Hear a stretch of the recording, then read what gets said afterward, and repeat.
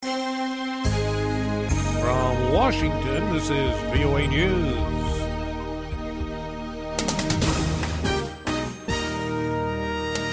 Deadly suicide bombing hits Nigerian school. President Obama promises U.S. commitment to Asia. I'm Ray Kouguell reporting from Washington.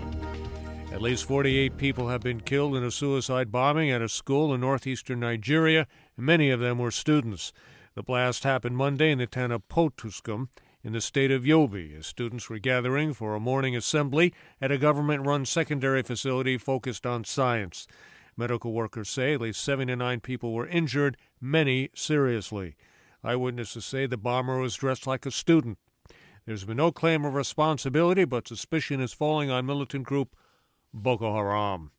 President Obama says his government welcomes the rise of a prosperous and peaceful China. He commented during a speech to business leaders at the Asia-Pacific Economic Cooperation Summit in Beijing Monday. This is my 6th trip to Asia as president, and my 2nd this year alone. And that's because, as I've said on each of my visits, America is a thoroughly Pacific nation. We've always had a history with Asia, and our future, our security, and our prosperity is inextricably intertwined with Asia. President Obama also announced a new visa policy with China that will increase the validity of short-term tourist and business visas issued to one another citizens from 1 to 10 years.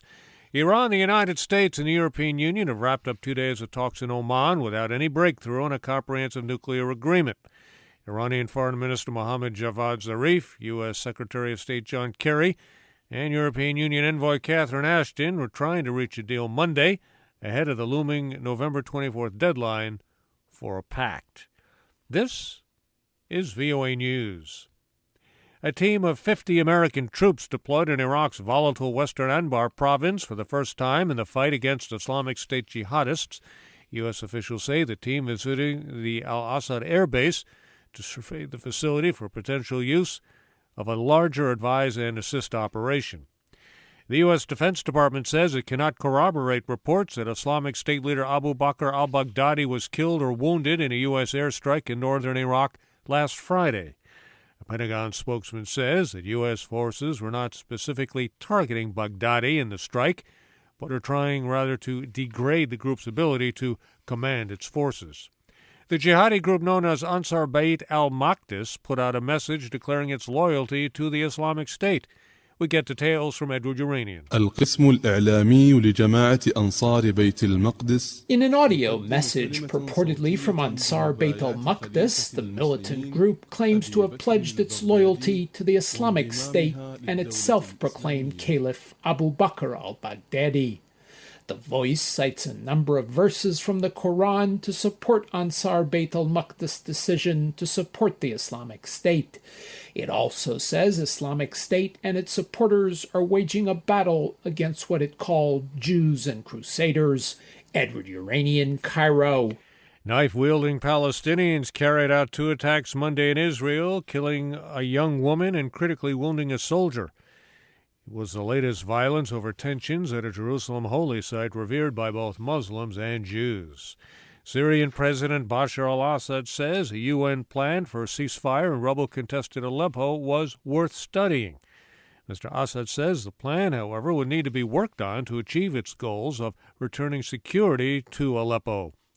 The plan envisions a freeze in fighting to allow for humanitarian aid through a series of small-scale, locally negotiated truces. The 3-year civil war in Syria has claimed at least 200,000 lives. New reports of violence and convoys of heavy weaponry on the move in eastern Ukraine Monday. They are increasing doubts about the viability of a shaky ceasefire reached between Kiev and Russia-backed separatists in September. The Donetsk Regional Administration reports 3 civilians and a Ukrainian serviceman were killed and 7 others wounded Monday. The United States opened the first of up to 17 Ebola treatment units it is building in Liberia.